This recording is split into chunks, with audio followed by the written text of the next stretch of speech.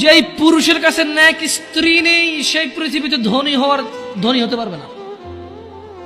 ধন সম্পদ, ধনী দরিদ্র তো কিছুটা কাউন্ট হয়। স্বর্ণ আছে এত ভরি, রূপা আছে এত ভরি, জমি আছে এত বিঘা, গাড়ি আছে এতটা, ব্যাংকে টাকা আছে এতটুকু, কোম্পানির মালিক হলো $10,000 বিলিয়ন, কোম্পানির প্রাইস 2,000 কোটি টাকা কোম্পানির প্রাইস। এভাবেই তো দরিদ্র বিল গেটস, ওই যে কি কয় এটাকে, কি আছে আম্বানি টাম্বানি, এভাবেই তো ধনী দরিদ্র হিসাব দেয়, রাইট? কিন্তু যার কাছে যেদিন বিচার হবে কে ধনী ছিল কে দরিদ্র ছিল, সেদিন যার কাছে ন্যাক স্ত্রী থাকবে না সে ধনীদের লিস্টে আসতে পারবে না।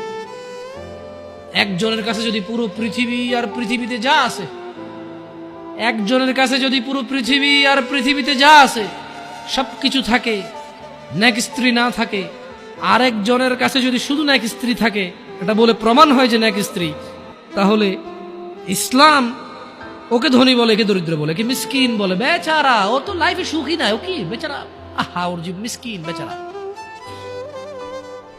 তোমাকে কত মূল্য দিছে চিন্তা করছো রাসূল সাল্লাল্লাহু আলাইহি সাল্লাম?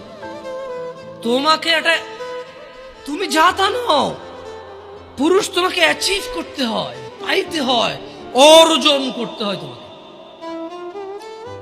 যা তা পুরুষ তোমাকে অর্জন করতে পারবে না।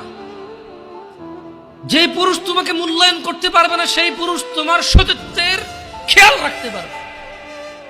যেই পুরুষ তোমার মূল্যায়ন করতে পারবে না সেই পুরুষ তোমার সতীত্বের পরোয়া করতে পারবে না, মূল্যায়ন করতে পারবে না। এটার মর্ম, এটার ইজ্জত, এটার শান্তি সে জানবে না।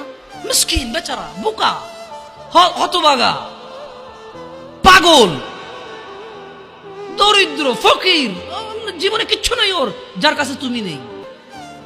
বোন আমার, যার কাছে তুমি নেই তার কাছে পৃথিবীর কোনো সম্পদ নেই।